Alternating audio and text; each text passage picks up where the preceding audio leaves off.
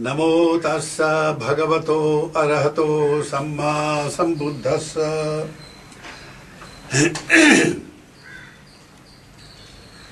Today we have a very pleasant and auspicious ceremony in connection with the offering of the Buddha images by the Venerable Acharya Buddharakkhita from Thailand. He is from Wat Veluvana, a very famous monastery, Veluvana, in the time of the Buddha. So actually today the theme that forms the subject of the discourse today is connected with Veluvana.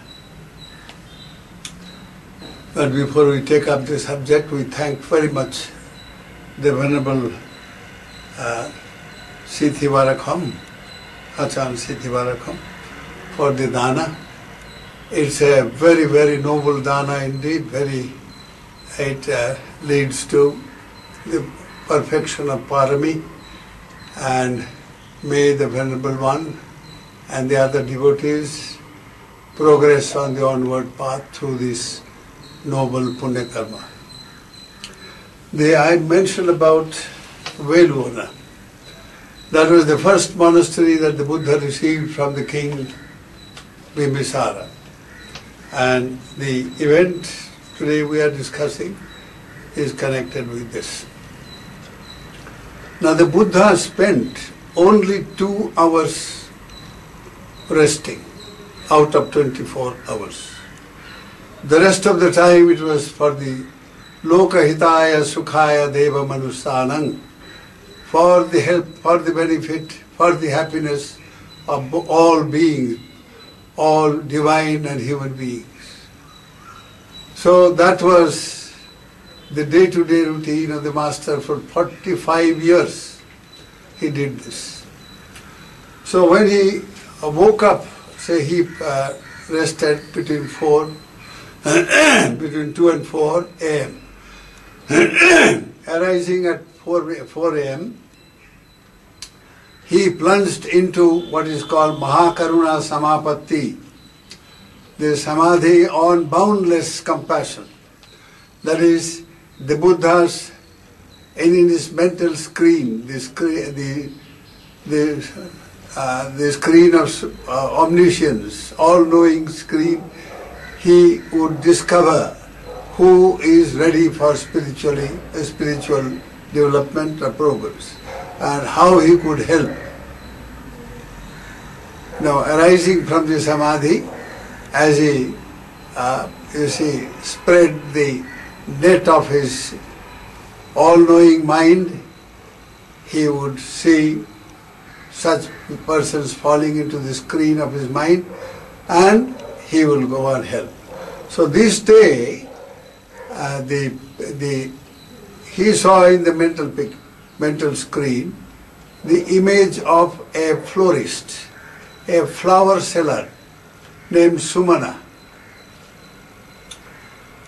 Now Sumana was a very, very devout person. He lived by producing the agricultural produce. You see the flower. Sumana also is the name of jasmine flower. So he supplied 8 baskets of this flower to King Bimbisara every day, for which he was rewarded. He received 8 silver coins, kahapana, for this, and made a good living in that way. He had a family, and that was his profession, and he lived. So this person appeared in the mental screen of the Buddha immediately after he emerged from his Maha samapatti samadhi. And he saw through all the events that are to unfold one after other during the whole day. What will happen, he foresaw every event. Now, this was the Buddha's experience in the morning, so he decided upon how he would help based upon this image, mental image. He saw that large number of people could be spiritually transformed, many of them, and many will spiritually develop immensely by a certain event that he is going to now unfold. So he told his senior monks, starting from Sariputta, Moggallana, Bhante, Maha, Maha, Kachayana, Maha, Kalsapa, and Mahakappina, etc., all these great spiritual masters, all enlightened disciples, preeminent disciples of the Buddha, and they assembled about 500 of them, and the Buddha went out on his usual alms round. So there, as he went, you see, the Buddha, on his body, you see, 6 colored rays emanated from his body normally. But he withdrew this by supernormal powers, and just like any other bhikkhu, he lived. But on some special occasions where he could help people, there he allowed these rashmi, this aura of 6 colored rays, of blue, yellow, red, white, and orange color, and a mixture of all that, these 6 colored. And all of them have tremendous spiritual significance, which I will try to explain today. So with this aura, of 6 colored aura, I don't know whether you will be able to see here, I have a picture of it, I will show it to you. The Buddha in all his spiritual majesty, in all his serene majesty, he went along with the bhikkhus with a color around this 6 colored rays, and as he walked calmly in a serene way, now people could see this color, these 6 colored rays emanating from the body of the Buddha, as an aura all around him. And was so mystified by this wonderful sight. They all flocked in large number indeed. They all flocked and formed a big procession behind the master and the bhikkhus. And as the Buddha progressed slowly on the Rajpatha, in the royal pathway which goes towards the main palace and all that, now Sumana that morning happened to take these flowers right just then as Sumana entered the Rajpatha, the royal path, you see, highway, and the Buddha was coming. Seeing the Buddha in that majestic, that spectacular, you see, appearance of 6 colors, and these colors not only were just around, Buddha used his supernormal powers in such a way that they spread all over, all around, and they were short, so to say, in front. So large number of people from far away places also could see. Now traffic which came on that Rajpatha, you see, stopped. And on both sides they just stopped and stood there and saw this marvel, this wonderful sight. And Sumana was so, suddenly he was seized with tremendous a kind of sense of samvega, religious sense of urgency, samvega, and filled with devotion and wisdom-born faith. He said, how do I worship the Lord in this wonderful majesty of His appearance? So he immediately thought, all that I have is the flowers. Now the flower belongs to the king. And if I give, you see, he said, may I offer this? Then a second thought said, if you give, the king may punish you and you may even lose your life. You may be banished, and all that sort of dangers he immediately saw. But then he decided, tremendous courage, upsurge of courage seized him again. He said, well, the king supports my life, gives me a good living for this life present. But if I offer this to the Lord with all devotion and faith and showing the tremendous, faith in the supremacy of the great, supremacy of Dhamma, supremacy of anything that is noble, for kalpas I will benefit from this. Therefore I am going to worship the Lord with this. And he went right in front of the Buddha and bowed down in great devotion, and the Buddha stopped there. And then, with two hands filled with jasmine flowers, he just threw the flower towards the Buddha in sheer devotion and faith, in sheer sense of worship and puja. Now as he did this, lo and wonder, the flowers just flew. It was inanimate matter. Yet by some, some spiritual miracle of the masters, the power of the master, it flew and formed into a canopy over the Buddha, on this Buddha's head. And the light, 6 colors light started roaming in that canopy. That moved him further. His devotion became compulsion. So he now took 2 more handfuls of jasmine and threw.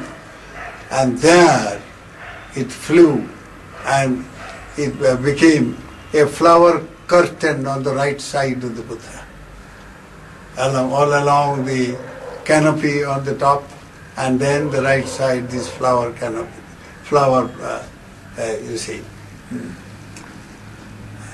A kind of a flower, this thing on the right side. Then seeing that, he was even more devotion, and then he threw 2 more. And that flew again and formed another flower curtain behind the Lord. That moved him further. And he put 2 more, and that simply flew and formed a flower curtain on the left side of the Buddha. So now you see 3 flower curtains around the Buddha and on the top of the canopy. A most spectacular and most inspiring sight that anybody has ever seen. That moved the people, a frenzy. It was just a frenzy among the people. They started shouting, this Buddhang Saranang Gacchami, and so on. And some shouted, Namo Tassa Bhagavato Arahato, and so on. Some shouted, Namo Buddhaya, Namo Dhammaya, Namo Sanghaya, Namo Namo. All kinds of devotional utterance in great sheer. They were seized with this devotion and great faith and inspiration. So, with this the Buddha moved, and the flower curtain around him on the top, now absolutely dazzling with the 6 colors. They're sprinkling up there, absolutely dazzling with the colors, and the Buddha moved along in the front in all serenity and in all spiritual majesty. This glorious sight was so inspiring. People from all over ran. Simply mad rush, so to say. Now, Sumana, he became a little, he didn't want to be very prominent. So he quietly sneaked away and went away home. And went and told his wife what had happened. This entire sight, it was so moving for him. And as he described with great devotion, this woman, his wife, just the opposite of him, a stark and naked materialist. She said, what? You simpleton? You dare to give king's property to that monk Gautama? How dare you? Now the kings, if they get angry, they can kill you, and my whole family will be ruined because of you. The king will vanish, and we'll have to lose everything, all our property, all our flower garden, our this, our that, and everything. She was in a frenzy and got so mad, she just grabbed the hands of her two children and she dragged them and went straight to the palace in front of the king. She was allowed to go because everybody knew this is the florist Sumana's wife and children. So now there, she told the king in a frenzied manner, angry, very theatrically, Lord, this fool of a simpleton of yours, flower florist, he has gone and given away all these flowers to that monk. And he says he has done it out of devotion and he is prepared to die for it, he says. Lord, I have nothing to do with him, I just left him and with my children. For this crime that he has committed, let him pay the price for it, and I am nowhere there. So please don't harm my family and my farm, and so on. The king immediately understood he was a Sotapanda, one who has entered the stream of Nibbana. He said, oh, what a courageous, wonderful man indeed. Even at the cost of his life, he has offered all the flowers that he should give. Then, but let me test him. But before that, he asked one of his men, now Sumana, when he saw his wife going like that, he too had followed her. So he was there and around somewhere. This man called him, and the king said, well, my dear, why did you give my flower? He said, Lord, these are my thoughts. I thought the Lord gives me a very comfortable livelihood. I am grateful to you and my family. But here is an opportunity to worship the Buddha, supremely enlightened one, the teacher of gods and men, one who has climbed to the summit state of spiritual perfection. The sheer fortune of worshipping that. That supremely Lord. And I saw him in that majesty, in that spiritual glory. And I just thought, yes, the king gives me a living now.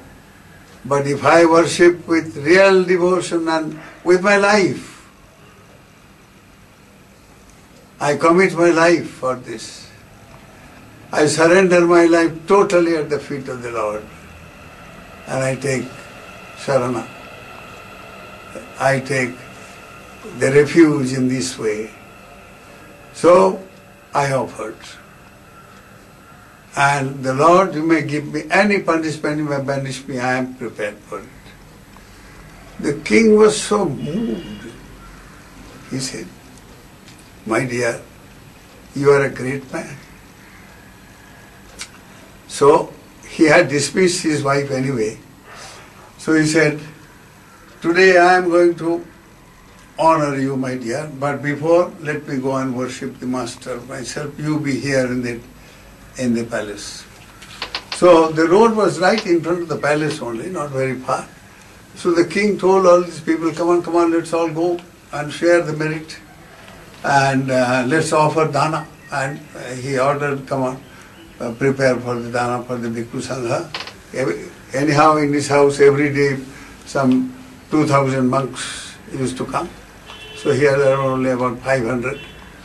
So he went quickly with these men and stood before the road, and there the Lord in all his grace, in all his majesty, he was coming. In slowly, in serene, very serenely, with that flower canopy around on his head, and the flower curtain all around, and the 6 colors rays absolutely blazing you see, the lights. Such a marvelous sight and so inspiring indeed. The king fell at his feet and bowed down there. So as the master came, the king went and bowed down again and said, Lord, may I have the privilege of offering dana. So the Buddha gave his bowl to him in his hand. So the monks too followed. So they all entered the compound of the palace, in the forecourt. The Lord stood there. He said, no, I am not entering. I mean, he indicated that he is not entering the palace. He just wants to stand here to benefit the people also. So the king said, Lord, I have arranged for everybody. So he said, no, Buddha stood there. So Ananda Bhante said, no, you arrange here. So the king ordered quickly, you see the seats were prepared and everything made, all the things were brought, and a dana was offered, and the Buddha received the dana, alms meal. All the monks sat down and took, you see, perfect mindfulness, satipatthana. The Buddha took the dana, and then the king had arranged packets to feed these people. And he told the people that this dana is offered in their honor, that they have honored the Lord. And Sumana's name. So, the people received all that and they all sat down around and they watched the Bhagavan and the bhikkhus. Once they finished the meal, their bowls were taken away by devotees and washed and brought. And the Buddha sat down. Immediately it was a routine thing for him that every day when he received any dana, the first thing he did was to give a Dhamma desana, a discourse. You see, he received food for the body and he gave in abundance food for his mind and the spiritual progress, for the spiritual progress of the people. So people heard and were so inspired by the sheer wonderful discourse of the Lord and so on. And thereafter, the Lord got up and once he got up, you see, this flower curtain and this thing, whole thing just stood there without falling. Another miraculous look. Here is an inanimate object called just flower, matter, and that stood as though it had life, as though it was animate creature. So, the Buddha as he went, again the flower thing just over him, it came, and the Bhikkhu Sangha followed, and the Buddha went to the Veluvana, and all the people going, as usual. And the same thing, frenzied, in praise of the Lord. And the king was so very moved indeed, profoundly. He also followed up to a distance. And then came the Buddha, once he reached the Veluvana monastery, the monks also stood there. Then the Buddha went into his cottage. And as far as the cottage, this flower thing went along with the Buddha. And when the Buddha, right in front of the cottage, the kuti, Gandha kuti, now as the Buddha stood there to enter into the kuti, the flower dropped, just dropped. And the whole core, you see, that yard became white, absolutely, the flower, wonderful sight. So these people have been watching, they all came running and collected the flower very quietly without any disturbance, no noise, nothing. And people took it as a kind of great blessing, you see, the flowers, and took home. And they preserved the flower for years together, as though it had, as a kind of an object, a spiritual object to inspire them to remind them of the glory, sheer glory of the Master, glory of the Buddha's spiritual might, the teacher of gods and men. So to worship such itself is the greatest fortune, and so on. So now, it is, you see, it will be worthwhile to examine what these colors stand for.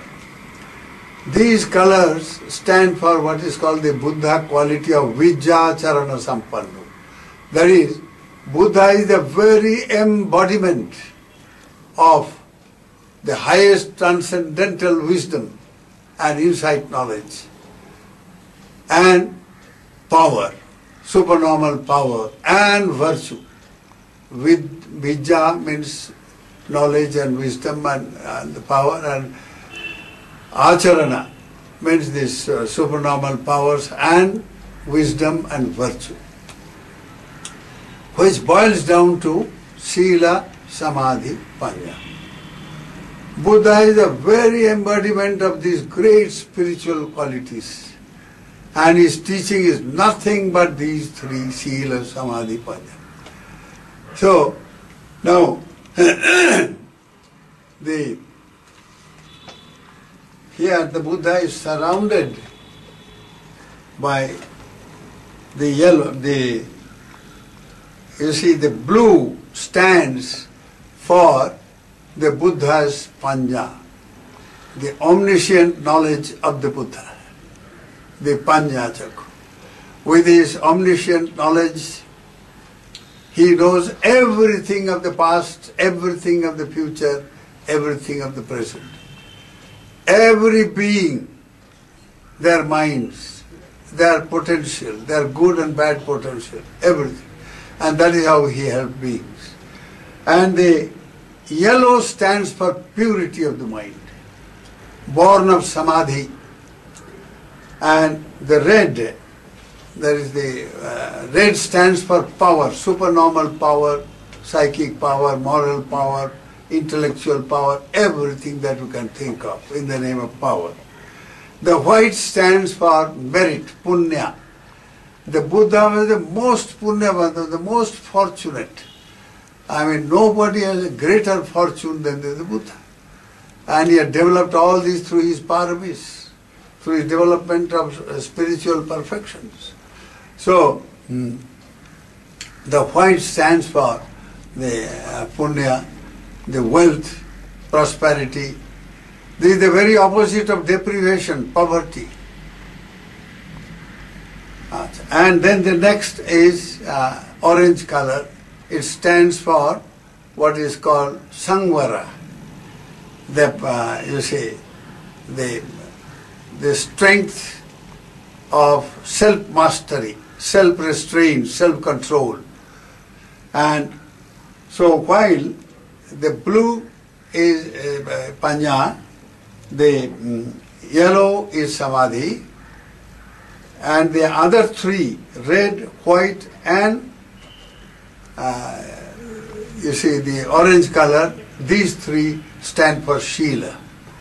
Now Shila, virtuous life, is not just code of conduct, but it is a very wide field, for instance, of self-restraint, not only by undertaking so many precepts, Panchashila, Ashtashila, Dasashila, or the Bhikkhu 227 Sikkhapada and so on, or the 75 Sekhiya Dhamma. Not only that, but much more. Now, for instance, the restraint by way of Indriya Sangvara Sila, where control over all the fivefold senses. Then, like that, there are four of them, you see. All that covers everything in life. So whatever, all that you receive through your senses, there if you receive whatever you see or hear or you smell or taste as you eat and so on, if you do it with mindfulness, mindfulness is the Sila component there. Similarly, whatever the day-to-day necessities of life, clothes, to hide your shame and to have, to protect yourself from the nature's vagaries, and food, and a dwelling, and a medicaments. All these are day-to-day necessities of life, and they are also a part of the Sila Sangvara in the sense that you take them with patisankha yoniso, with wisdom, wisely reflecting patipindapatang patisevami. I accept, or I take my pindapata, alms meal, and so on. Similarly, the robe. So what the monks do, the same thing with the lay people. So whatever you use it with wisdom, with knowledge. Why?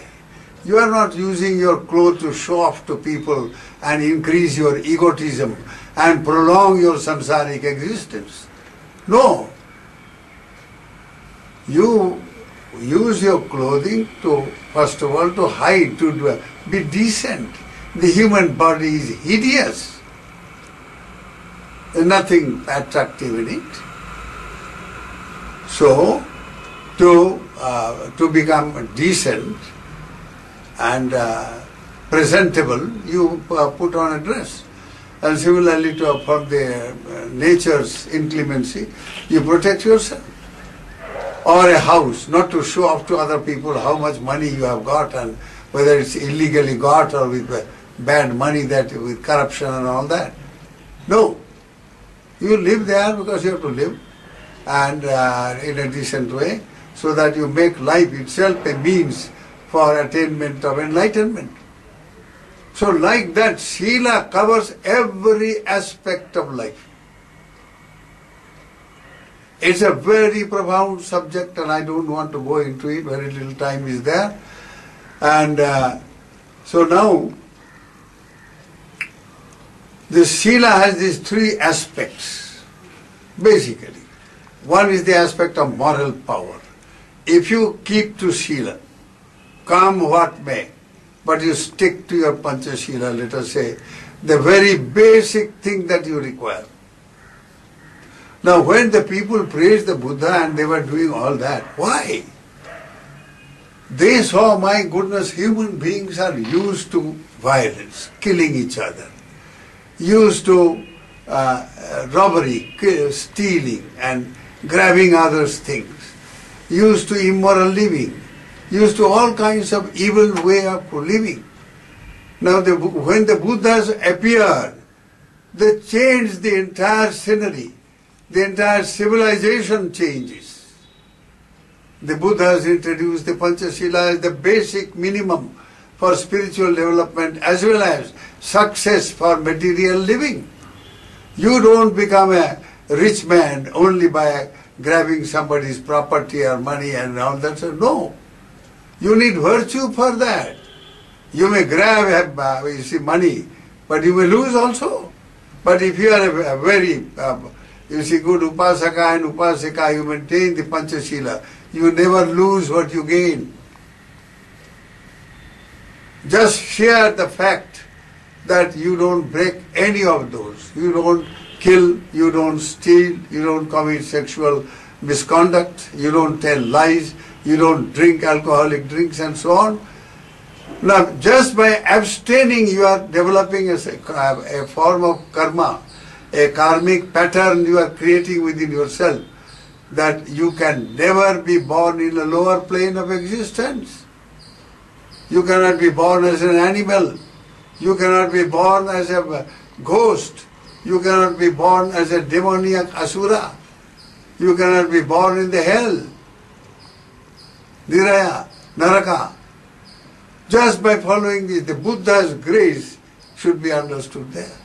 He saves you just by this to fall to these plains of great misery and unmitigated suffering indeed.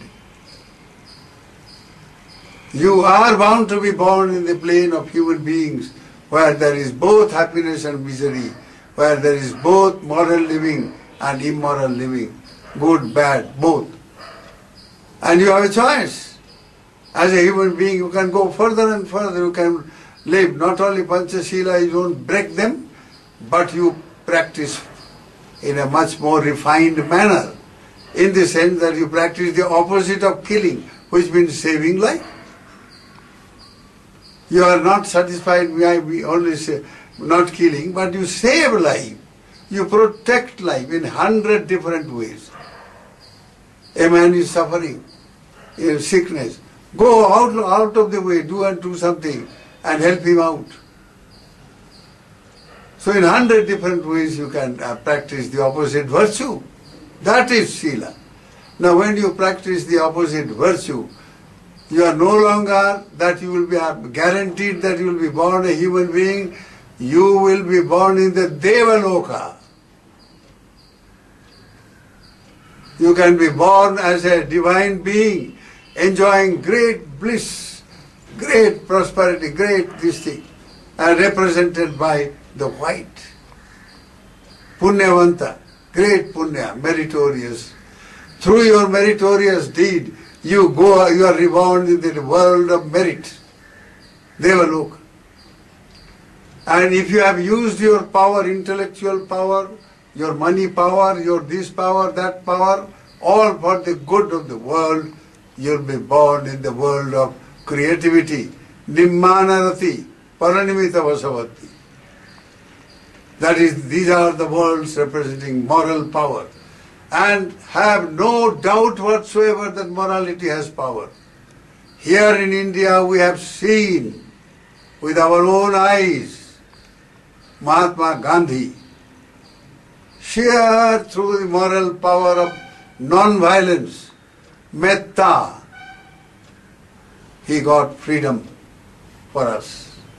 Not only for us, not only was India freed from the shackles of colonial rule, very oppressive rule indeed. I have lived during the British age, British colonial power, I have seen how they treated us like just insect, as though we are insects, not even human beings. Kept us under their boot. By the moral power of non-violence which Lord Buddha taught and Gandhi accepted, not only accepted, followed. And he got freedom, not only for us, the entire continent of Africa and continent of Asia. Hundreds of countries were liberated from colonialism just by moral power. Never mistake, never have doubt the doubt on moral power. People think they can be corrupt, go and grab somebody's money and you go and cheat people. You give you grease the palms of these corrupt officials. You destroy their life, destroy your life. Must know the power of morality. So, here these colors represent, number one, a mental state. Sila, Samadhi, Pana, they are pure, sublime mental states. And these mental states in turn get, translated into karma, into sublime, noble, wholesome, kusala karma. They get translated into volitional action, into intentionally performed noble deeds. And when you perform a karma, you are acquiring tremendous potency of karma. Every action has a potency. Every action is very, very powerful. And particularly Shila as a karma, Samadhi as a karma, Panya, the Vipassana Panya as a karma. They have great power indeed, great potency. So when you have karma, you also have to go through the result of karma, which is a loka. You are bound to be born in a plane of existence as a result of your karma. And the karma is again reflects a mental state. And these mental states, they are epitomized by Lord Buddha, the Blessed One. Buddha is the very embodiment of all these wonderful spiritual qualities and the conduct they produce and the wonderful plane of existence. Therefore, these 6 colored rays that the Buddha carried and that people actually saw, and they were inspired by people like the Sumana. Now they turned it into a Kammatthana, a meditation subject. First of all, Buddhanusati, the qualities of the Buddha, the 9 qualities. Most inspiring indeed. It combines both samatha and vipassana meditation. Now, with samatha you can easily get through it by practicing Buddhanusati, the quality, you see, wisely reflecting on the qualities of the Buddha. Once you do that, your mind will completely freed from Panchanivarana, the 5 impediments, spiritual impediments in the form of unwholesome mental akusala chitta. In the form, they are actually chesika. Kama chanda vyapada thina middha udhacha kukuchan vijikicha. They are all chetasikas, mental factors which pollute the mind. So you can't progress. So with the Buddhanusati you can immediately stop them. You can overcome them.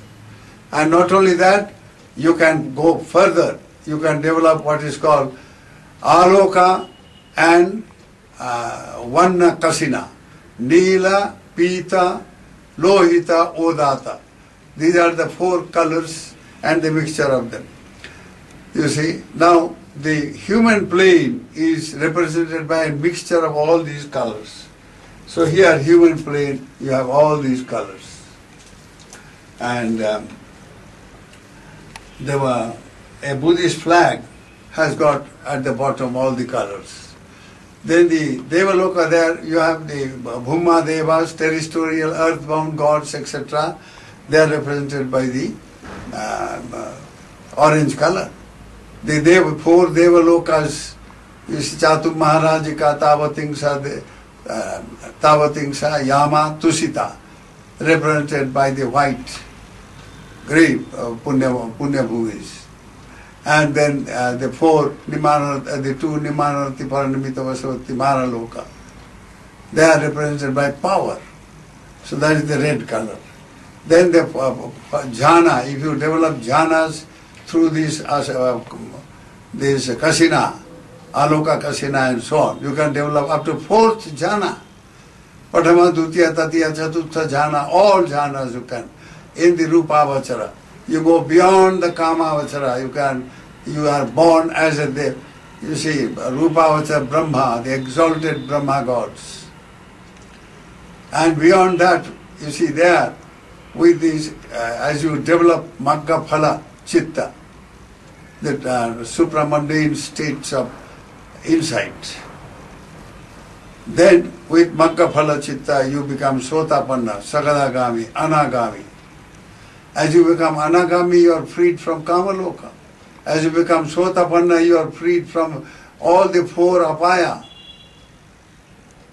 Now if you are freed as an Anagami, you are born in the plane of the blue.